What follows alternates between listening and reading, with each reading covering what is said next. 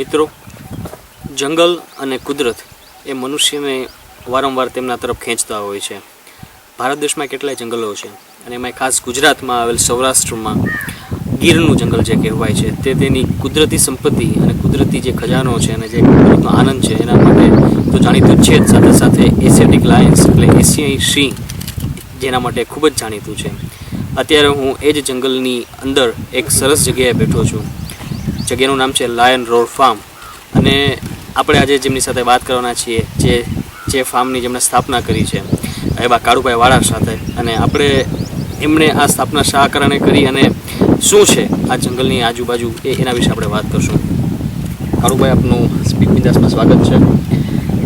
ખાસ અમારા દર્શકોને આપ એ જણાવો કે તમને આ સરસ મજાનું ફાર્મ કે જ્યાં ટેન્ટ છે, આંબાના ઝાડ છે અને જે આખું કુદરતી માહોલ છે એ કરવાની તમને જે પ્રેરણા મળી એ શું કામ મળી અને આપના ફાર્મ છે?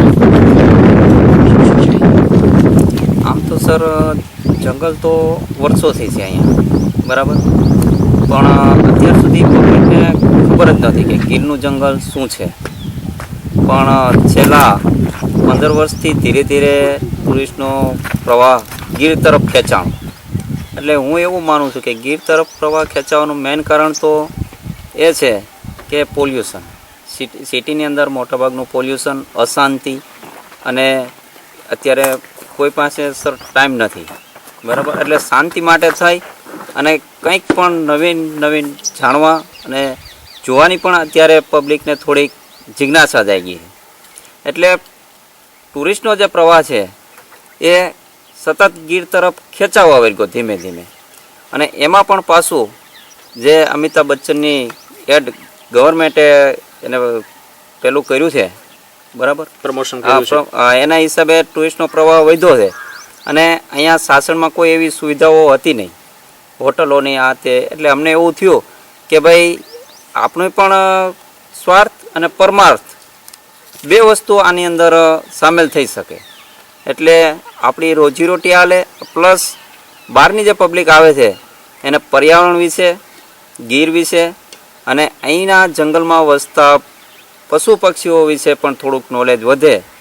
એટલા માટે થઈ અને અમને એવું થયું કે અહીંયા ફાર્મ હાઉસ જેવું આપણે શરૂ કરીએ. એટલે એને બહારની પબ્લિકને આપણે થોડુંક માહિતી પણ આપી શકીએ ગીર વિશે અને આપણું ફાર્મ પણ હાલે. જી, આ જે જગ્યા છે એ સાસણથી થોડાક જ કિલોમીટરના અંતરે આવેલી છે. ભોજદે ગામ છે અને ત્યાંથી અંદરના ભાગે જંગલમાં જ કહી શકાય એવી જગ્યાએ આ ફાર્મ છે કે આજુબાજુમાં કોઈ મુખ્ય રોડ નથી કે કોઈ જાતના તમને વાહન નું જે નોઇઝ પોલ્યુશન હોય છે એવી કોઈ વસ્તુ નથી. તો આ જે કાળુભાઈ જંગલ છે અને એના વિશે માહિતી આપો કે આજુબાજુનું જે સૃષ્ટિ છે, તો અહીંયા સિંહ દેખાતા હોય છે અને આ વાતાવરણ શું છે, કેવું છે? આમ તો સર અત્યારે જો આપણે આમ જોવા જઈએ તો રોડ ઉપર જે હોટલો છે 3 સ્ટાર છે, 5 સ્ટાર છે, એવી પણ સાસણોમાં જ છે જ, બરાબર છે. છતાં પણ આજે જેમ બને એમ પબ્લિક જે છે, બહારના આવવાવાળા જે ટુરિસ્ટ છે એ લોકોને નેચરલી બધું જોયા છે. કારણ કે હોટલોમાં ને રૂમમાં ને રહે ને એ લોકો આર્થિક રીતે સધર હોય એવા તો જ એ લોકો ફરવા આવતા હોય છે. અને એવું તો એના હું તમને કહું કે ઘરે પણ બંગલા ને એવું છે જ.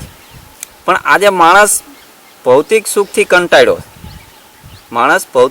કંટાળ્યો છે. એટલા માટે એને હવે પાછો કુદરત તરફ ફર્યો છે. બધાને નેચરલી જોઈએ છે અને નેચરલી વાતાવરણ અત્યારે ગોતવું પણ બહુ મુશ્કેલ છે સર. અને આ તો ઠીક છે કે ગીરનું જંગલ આટલું બસ્યું છે અને સતત અહીંની લોકલ પબ્લિક પણ ગીરના જંગલને બચાવવા માટે પ્રયત્નશીલ છે જ.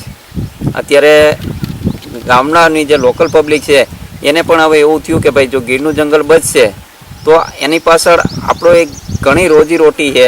પછી પ્લસ પોઈન્ટ તો અમારો મેઇન એ છે કે પાણી, જે ખેતી માટે થઈને અમારે પાણી જોઈએ છે. એ અમારે બોર્ડરનું ગામ છે એટલે અમારે સતત 24 કલાક પાણી અમે કૂવાની અંદરથી ખેંચીએ તો પણ પાણી ખૂટે નહીં. અમારા અહીંયા કૂવાના જે તળ છે એ બહુ ઊંચા છે, બરાબર. અને આવું બધું નેચરલી વાતાવરણને હિસાબે અહીં પબ્લિક ખેંચાય છે. અને આખું એટલા માટે આપણે નેચરલી રાખ્યું છે સર. કંઈ અહીં બહારના જે માણસો આવે છે એ પણ અમને સજેશન કરતા હોય છે. માની લો કે અમદાવાદથી પ્રોફેસરો આવતા હોય છે, પછી અમુક સ્કૂલોના શિક્ષકોને ટીચરોને આવતા હોય છે, એમ કહે છે કે હજુ પણ આમાં તમે નેચરલી જ રહેવા દો. ગીર એટલે ગીર જંગલ જેવું જ હોવું જોઈએ. એ તો અમે લેટેસ્ટ સંડાસ બાથરૂમ આ તે કરતા હોય તો પણ ના પાડે કે જંગલમાં એવી તમે કોઈ પણ બહારની ટુરિસ્ટ કે પેલા માણસો આવે ને એવી સુવિધા આપોમાં જ.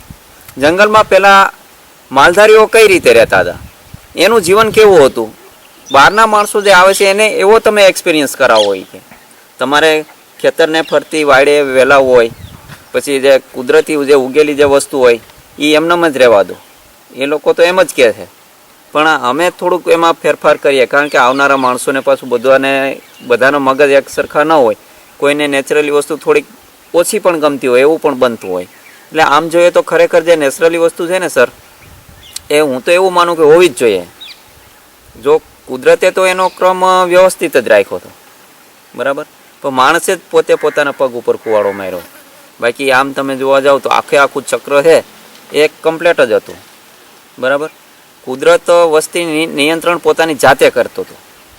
કુદરત છે વસ્તીની નિયંત્રણ. જો પહેલાંના જમાનામાં તમે જુઓ, આપણે વડવાઓને પૂછો તો કે ભાઈ તમારે કેટલા સંતાન હતા, તો કે 5-10 સંતાનો હોય, પણ એવા ચેપી રોગો હતા ને કે શીતળા છે, ક્ષય છે, એમાં મોટાભાગના માણસો મૃત્યુ પામતા. એટલે વસ્તી નિયંત્રણ એની મેળાએ જ થતું જતું હતું. પણ માણસે આ બધા રોગ ઉપર કંટ્રોલ લઈ આવી અને આજે એ રોગને કંટ્રોલ કર્યા છે. તો એની જગ્યાએ વસ્તી વિસ્ફોટ થયો. વસ્તી વિસ્ફોટ થયો તો પરિણામ શું આવ્યું કે જે પબ્લિકને જોઈતી તે શુદ્ધ હવા નથી મળતી, બરાબર. બાકી કુદરત વસ્તી નિયંત્રણ જાતે કરતો હતો, એટલે એને ખબર જ હતી કે કુલ જમીન વિસ્તારના 33% ભાગ ઉપર પર્યાવરણ હોવું આવશ્યક છે. કેટલા? 33% ભાગ ઉપર પર્યાવરણ આવશ્યક હોય તો જ પબ્લિકને શુદ્ધ હવા મળી શકે. બાકી શુદ્ધ હવા મળી શકે નહીં. એની જગ્યાએ આજે ઇન્ડિયાની અંદર 23% જંગલ છે, અને હું માનું ત્યાં સુધી ગુજરાતમાં 12.5% જંગલ છે, બરાબર છે. એટલે આજે માણસે જે કુદરતનું જે ચક્ર હતું એમાં વિક્ષેપ ઊભો કર્યો, અને વિક્ષેપ ઊભો કર્યો એટલે પરિસ્થિતિ એ થઈ છે કે આજે માણસને શુદ્ધ હવા પણ મળતી નથી, બરાબર છે. બાકી માણસનો જે ઉત્સર્ગની જે ક્રિયાઓ છે, એટલે કાર્બન ડાયોક્સાઇડ છે એ વનસ્પતિ પોતાના ખોરાક માટે લે છે અને એની સામે ઓક્સિજન આપે છે. એટલે વાતાવરણને શુદ્ધ કરવાનું સૌથી પહેલું જો કાર્ય હોય તો એ વનસ્પતિ સૃષ્ટિ છે. અને માણસનો પ્રાણવાયુ ખરેખર જે આ જંગલ છે, જે ગીર છે, એ જ પૂરો પાડી શકે. અને બીજા નંબરમાં સૌથી અગત્યની વાત એ છે કે વરસાદ લાવવામાં પણ સૌથી વધારે જો કોઈ પણ મદદ કરતું હોય તો એ જંગલ છે, ગીર છે. કારણ કે જે વનસ્પતિ છે એના બાષ્પોત્સર્જનની જે ક્રિયા થાય છે પર્ણમાંથી, એના દ્વારા જ વાદળ બંધાય અને વરસાદ થાય છે. અને એ અમે અહીંયા અનુભવ પણ કરીએ છીએ કે ગીરની અંદર સૌથી જો આ બધા તમારે સિટીની અંદર વરસાદ પડે, અમદાવાદ, બરોડા, એના કરતાં ગીરમાં દર વર્ષે સૌથી વધારે વરસાદ હોય. એનું મેઇન કારણ જંગલ જ છે સાહેબ. એટલે જંગલ આમ જોઈએ તો ખરેખર ફાયદાકારક જ છે.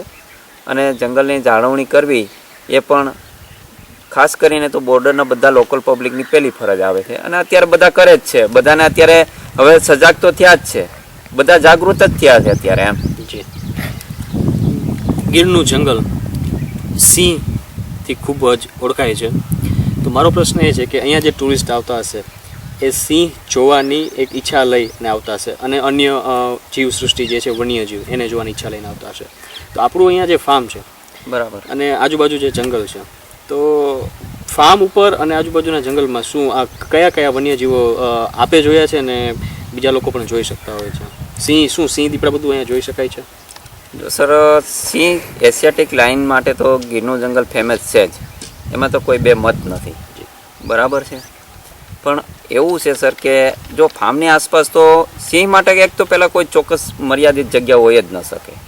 સિંહ જો તમને જોવા મળી જાય તો તમે જુનાગઢથી શાસન લઈ ગયા આવો તો પહેલાં કે આપણે નાકાની અંદર જે એન્ટર થાવ ગેટની અંદર, ત્યાંથી એ રસ્તા પર મળી રહે. અને જો મળે તો અહીં ફાર્મની વચ્ચે મળી રહે. અને ઘણા બનાવ તો એવા બનેલા છે કે અમારી ગામની વચ્ચોવચ્ચની જે બજારો હોય એમાં ઘણી વખત મારણ કરેલા. એટલે એની માટે કોઈ ચોક્કસ મર્યાદિત જગ્યા તો છે જ નહીં. ગમે ત્યારે અને ગમે તે ઘડીએ જોવા મળે તો એ એક નસીબની વાત છે. પછી સિંહ સિવાયના આ જંગલની અંદર બીજા પણ ઘણા બધા પ્રાણીઓ છે. અને એ સિવાય આ ગીરના જંગલની અંદર 300 કાસ્ટના તો બર્ડ છે. કદાચ જો એશિયાટિક લાઇન સાસણગીરમાં ન હોત ને તો પણ ગીરનું જે જંગલ છે એ બર્ડ સેન્ચુરી તરીકે પણ ખ્યાતનામ હોત ઇન્ડિયામાં. એટલા બર્ડ એક અહીં સાસણગીરના જંગલની અંદર એકસાથે તમને જોવા મળી શકે. બાકી તો જ્યાં ગવર્મેન્ટે પક્ષી અભયારણ્ય જાહેર કરેલા છે ત્યાં પણ તમને અમુક મર્યાદિત જાતિના જ બર્ડ જોવા મળે. માની લો કે ફ્લેમિંગો છે, બરાબર, એવા 2-5 જાતના. બાકી એક સાથે આટલી બધી કાસ્ટના જો ક્યાંય પણ બર્ડ જોવા મળતા હોય તો એ એકમાત્ર ગીરનું જંગલ છે. એ સિવાયના ગીરના જંગલની અંદર ઘણા બધા સ્નેક્સ છે, પણ આ જે સ્નેક્સ છે એ વધારે પડતા મોન્સૂનમાં જોવા મળે, એટલે કે ચોમાસાની ઋતુમાં વધારે જોવા મળે છે. એટલે ચોમાસાની ઋતુની અંદર બીજી એક વાત એ પણ છે કે ઘણા બધા પતંગિયા અનેક જાતના 1500થી 2000 જાતના અલગ અલગ બટરફ્લાય કે જે આપણે પતંગિયા કહીએ છીએ એ પતંગિયા પણ જોવા મળે છે. એ સિવાયના આ જંગલની અંદર જે આપણે દેશી દવા બનાવીએ છીએ એના દેશી ઔષધિના પણ ઘણા બધા ઝાડ છે, પણ એ જે માણસ બનાવતા હોય એ ઓળખી શકવા જોઈએ. ઘણા એમાં એવી પણ ઔષધિ છે, માની લ્યો કે ફાગડાની વેલો હોય, બરાબર છે, તો એને એ આપણે ચોમાસું આવવાનું થાય ત્યારે એ વેલો કોરાઈને હાલતો થાય, એને ખોદો એટલે જમીનમાંથી એવી ગાંઠ નીકળે, એને સાલ પાડીને જે તમે સુધારીને ખાવ ને એટલે તમને 6 થી 8 દિવસ સુધી ભૂખ જ ન લાગે. આમાં પણ આવી બધી ઘણી બધી ઔષધિઓ છે. એટલે ખરેખર ગીરની જંગલની અંદર સિંહ કરતાં પણ બીજું ઘણું બધું જોવાનું છે, પણ આ બધું જે વાઇલ્ડ લાઈફના મેમ્બરો હોય એને રસ પડે છે. બાકી મોટાભાગના ટુરિસ્ટને હજી ખબર નથી કે ગીર શું છે, સિંહ શું છે, પછી માની લો કે જંગલ શું છે, એ કોઈ એવી છે એ લોકો જાણતા જ નથી. એનો એક જ મકસદ હોય છે, એનું એક જ મિશન હોય છે કે સિંહ જોવાઈ ગયો, વાત થઈ પૂરી. એટલે સિંહ માટે થઈને જ મોટા ભાગના તો આવે છે, પણ એને આવે છે એનું કારણ પણ એક જ છે કે એને ગીર શું છે એ ખબર નથી. એટલે જે માણસને ગીર શું છે એ ખબર નથી એટલે એ સિંહ જોવાની જ વાત કરે છે. અને આવશે તો કદાચ એમને આગળ રસ પડશે તો વધારે જાણી શકશે. એટલે સારું પણ છે કે સિંહ થી આવે છે લોકો, સિંહના નામ પર જે આજે તમે આટલી બધી વાત કરી અમને પણ ખ્યાલ આવ્યો કે અહીંયા સિંહ સિવાય પણ ઘણું બધું જોવા જેવું છે. અને એક લોકવાયકા એવી પણ છે સાહેબ કે ભારતની અંદર ગીરના જંગલમાં જ કેમ સિંહ એમ, બરાબર. એટલે એવું છે કે આ જે ગીરની જે ભૂમિ છે અને ખાસ કરીને અમારી તાલાળા તાલુકાની અને સાસણની ભૂમિ, અહીંયા પહેલાં વર્ષો પહેલાં હરણ્યકશિપુ નામનો રાક્ષસ રહેતો હતો, બરાબર. અને જે આ હરણ્યકશિપુ નામનો જે રાક્ષસ હતો એનો આમ જનતા ઉપર જુલમ હતો. એટલે એ રાક્ષસે ભગવાનની જ્યારે પૂજાને પેલું તપ કરેલું ત્યારે માગેલું કે મારું દિવસે ન મત થવું જોઈએ, ન રાતના થવું જોઈએ, ન ઘરમાં થવું જોઈએ, ન બહાર થવું જોઈએ, ન અસ્ત્રથી થવું જોઈએ, ન શસ્ત્રથી થવું જોઈએ. એટલે ભગવાને તો તેને તથાસ્તુ કહીને વરદાન આપી દીધેલું, બરાબર. પણ પરિસ્થિતિ એ થઈ કે જ્યારે પ્રજા ઉપર એનો જુલમ વધતો ગયો ત્યારે ભગવાનને એમ થયું કે હવે આ હરણ્યકશિપુને મારવો પડે, બરાબર, તો જ અહીંની પ્રજા શાંતિથી રહી શકે. એટલે ભગવાને એને મારવા માટે થઈ અને નૂરસિંહનો અવતાર લીધો હતો, બરાબર. નૂરસિંહ એટલે સિંહનો અવતાર લઈ અને હરણ્યકશિપુને માર્યો હતો. નહીં દિવસે નહીં રાતે, એટલે બરાબર સંધ્યા ટાણે, અને ઘરમાં નહીં કે બહાર નહીં, એટલે ઉમરા વસે મારેલો. એટલે એ વખતથી અહીંયા જે ભગવાને સિંહનો અવતાર લીધો હતો ને ત્યારથી સિંહ છે એ રીતે કહેવાય કે ગીરના જંગલમાં એટલે સિંહ છે. આ સિંહ હોવાનું મેન કારણ પણ આ એક છે એવી લોકવાયકા છે. કાળુભાઈ, ગીરના જંગલ વિશે તમને બીજી એવી આપણી પાસે શું માહિતી છે કે જે દર્શકોને પણ જાણવી ખૂબ ગમશે? આમ તો ખરેખર સાહેબ ગીર છે ને, ગીરમાં તો બધાને ગમે જ, ગીરમાં ફરવા આવવાનું, ગીરમાં રહેવાનું. કારણ કે ગીર સાથે હું જોઉં છું કે જે માણસને લગાવ થયો છે ને, જેને ઝાડ સાથે પ્રેમ થાય ને એને ઘરના બૈરાને છોડી દે એટલી અમને ખબર પડે. પણ જેને ગીર સાથે લગાવ થવો જોઈએ. અહીંયા અમારે ઘણા ટુરિસ્ટ એવા છે કે જે દર 15 દિવસે આવે, દર 15 દિવસે આવવાવાળા માણસો પણ છે, પણ એને સિંહ જ જોવો એવું એની ખાસિયત ન હોય, એ માણસને ગીર સાથે લગાવ હોય. પછી અહીંના અમારે એક ડીસીએફ હતા, ફોરેસ્ટમાં સર્વિસ સારી સેવા આપી છે ને એમનું નામ હતું પીપી રાવલ, અત્યારે એક્સપર્ટ થઈ ગયા. પણ અમે ખરેખર એમ કહી શકીએ કે પીપી રાવલ જ્યારે એક્સપર્ટ થયા ત્યારે ગીરના ઝાડવા રેડ્યા છે એમ કેવું હોય તો કહી શકાય. કારણ કે એમાં જરા પણ અતિશયોક્તિ નથી, કંઈ ખોટું નથી. એ માણસે ગીરને એટલી નિષ્ઠાવાનથી ફરજ બજાવી છે અને ગીરનું રક્ષણ પણ કર્યું છે. એટલે અને એને ખુદને રસ હતો, ઝાડ પ્રત્યે એને પ્રેમ હતો. અને આ ગીર છે, ગીર શું કામ કહેવાય છે એ વિશે? હા, આ ગીર એટલા માટે નામ પડ્યું છે કે આ જે 1412 સ્ક્વેર કિલોમીટરનું જંગલ જે છે સાસણ ગીરનું, એ બધા ગીરી શિખરો ગિરી શિખરોથી ઢંકાયેલું છે, જે એક પછી એક પર્વત એમને નીકળ્યા કરે છે. તમે કોઈ પણ પર્વત ઉપર હિલ ઉપર ચડીને જુઓ તો હિમાલય ઉપર તમે ચડીને જોતા હોય ને કેમ બરફના શિખરો હોય, એ રીતે અહીંયા જંગલોના એ રીતે શિખર છે. એટલે આ ગિરી શિખરો ઉપરથી આ સાસણના જંગલનું નામ ગીર પડ્યું છે. જે પર્વતના ગિરી શિખરોથી ઢંકાયેલું જંગલ છે એટલે આનું નામ ગીર પડ્યું છે. એટલે સાસણનું ગીર કહેવામાં, સાસણને ગીર જ કહેવામાં આવે. આ જે ગીરનું જંગલ છે ખાસ લોકો સિંહ જોવા માટે આવતા હોય છે, અને એ જોવા માટે એ લોકો ઘણા લોકો, અમુક બધાને પણ અમુક લોકો જે છે એ વન્યજીવને ખલેલ પહોંચે એ હદે પણ જતા હોય છે. અને આપણે આવું સમાચાર પત્રોમાં વાંચતા હોઈએ છીએ. તો આપને પણ અહીંયા જે ટુરિસ્ટ આવતા હશે આવી વાત કરતા હશે, તો જે આ બાબત જે છે કે સિંહને જોવું બધાને ગમે છે, એ સારી વાત છે, પણ એને જોવા માટે ખલેલ પણ ક્યારેક પહોંચી જતી હોય છે. તો આ સમગ્ર બાબત વિશે આપનો અનુભવ શું છે? આપ અહીં જ રહો છો. આમ જોઈએ તો જો સર, આપણે કાયમી માટે ગીરનું જંગલ અને ગીરમાં વસતા પ્રાણીઓને જો એને કાયમી માટે જાળવી રાખવું હોય તો એની જાળવણી પણ જરૂરી છે. બહારના પબ્લિક આવે એને તો એક વખત જોઈને નીકળી જવાનું, સિંહ જોવાઈ ગયો, વાત પૂરી થઈ ગઈ. પણ ખરેખર એવું નથી હોતું. જો આ સિંહને આ જંગલને આપણે આપણા સ્વાર્થ પૂરતું જ રાખશું તો એ કાયમી માટે રહેવાનું નથી. એટલે બંને પાસા પ્રત્યે નજર નાખી અને બંને પાસા વિશે વિચારવું તો જરૂરી છે જ.